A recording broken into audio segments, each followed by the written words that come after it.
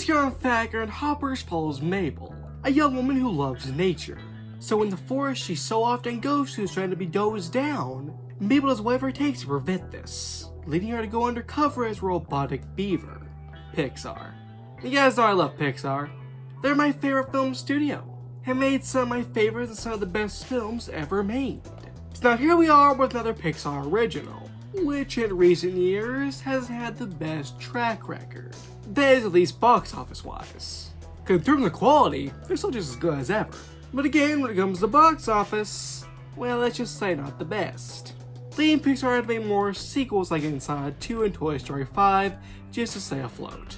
But leading up to Hoppers, everything looked pretty promising. And I was hoping this would go down in their Pixar classic. Since I haven't seen Hoppers, it's pretty good. This is going to go down as one of Pixar's best films or anything, but this is an overall really nice film we can add to Pixar's catalog. Starting off, this is easily Pixar's most bonkers film. This film gets downright nutty, and I was looking up every second. Especially towards the film's third act. It gets really crazy, and I really liked it. It was also kind of starting to feel like a horror film, which I love too. At times, it feels like a really good DreamWorks movie, rather than a Pixar movie, and that's fine. I'm fine with Pixar going more for laughs this time around than their usual emotional tearjerker. Not that it doesn't have any emotional moments, because it certainly does. And they're done very well and are very effective. Nothing made me cry or get teary-eyed or anything, but definitely further enhanced my investment into the story and the characters. Mabel herself is a very easy character to get invested into, since her relationship with nature is very understanding and compelling. You really feel for her once you hear her succeed her goals. And with that, the film also does its environmental messaging very well. It doesn't beat you over the head with it, and it's shown in a really natural way, which only does make it more effective. This is also probably one of Pixar's funniest films. Maybe it's because I've seen older films just so many times that I'm used to the jokes and funny moments. This saw me laughing a lot throughout it, especially during the crazy parts I mentioned earlier. The animation also has a really nice style that still resembles Pixar, but is unique in its own way. It's really cute. Overall, I recommend it. It's not an amazing Oscar-worthy Pixar movie or anything, but it is pretty good. Now let's talk about The Bride.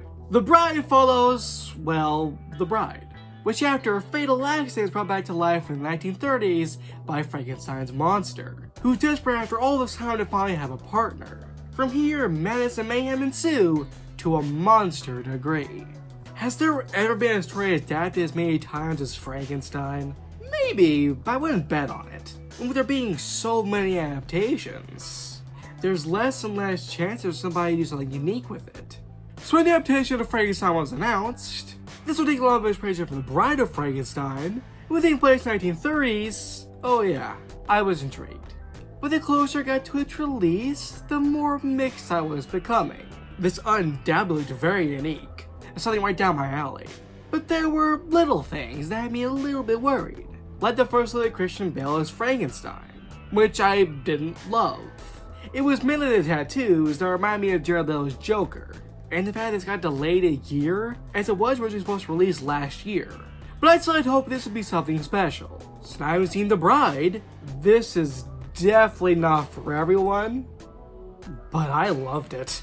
There's no middle ground when it comes to The Bride. You're either gonna like it, or you're not. But I did end up being on the side that I actually quite enjoyed this. Now yes, I completely understand the criticisms people have with this film, and I agree with them. I'll get into those in a second, but I do want to start with the positives first. Yes, this is a very unique and refreshing take on Frankenstein. The 1937 one, yes, is stylistically lovely, but also allows us to get a different perspective and outlook on what the story would be like during this period. This film gets pretty weird. Sometimes a bit too much, I'll get into that in a bit. But of course, I love weird, so I was absolutely eating it up. This was a very interesting, very distinct style that I can't say I've seen anywhere else before. The production design, makeup, costumes are all very impressive. And I gotta say, I really love Christian Bale's take on Frankenstein. It's a shame I haven't seen a lot of people talk about it, because he really does stand out from the other Franks over the years. I think this is a very underrated performance. This also might be one of my new favorite takes on Frankenstein. But now we start getting things I was mixed and negative about. And that's the bride herself. And don't get me wrong, I liked the character, but I didn't love the character. So the thing this film really struggles with is its messaging, which is about feminism, which is of course a good message, and for this time period makes sense, but man does it beat you over the head with it relentlessly. It's really not subtle at all, and it's just shoving it down your throat. And it doesn't just happen to the bride herself. There's also a pair of detectives, which we follow throughout the film, which I did like, but getting back to the point, the lead detective is a man and his partner is a woman, Penelope Cruz to be exact.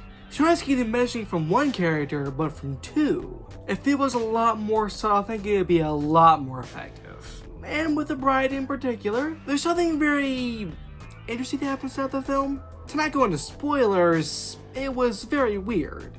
As I said, I do like weird, and I understood what it was going for, but I did not get into it. It's very, very artsy, a bit too much for my taste. If that was cut from the film, not a whole lot would really change, so I honestly would prefer if it would just cut out completely. But I ultimately found the bride to be one of the weaker parts about the film. And towards the end, things starts to become like a ball of yarn. It begins to unravel with everything it's doing, but I don't think it ever fully unraveled. It ends with a banger of a song. By the time the credits were rolling, I was smiling from ear to ear, completely alone in the theater, just thinking about how much I enjoyed this. The bride is overall a very weird mix of Frankenstein, Bonnie, and Clyde. It doesn't always work, but when it does, I love it. But do I recommend it? Yes. But if you're actually going to enjoy it or not will depend on your taste. But I would absolutely recommend you take that gamble to find out. But in the comments below, what do you think about Hoppers? And what do you think about the bride? Also, if you enjoyed this film, just like and subscribing. Bye, for now. Bye, Scarlet Thacker.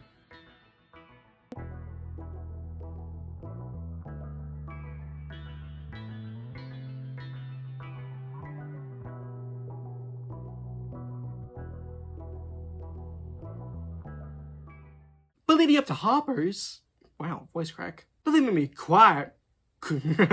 Quiet. And don't get me wrong, I liked the kid. What was that?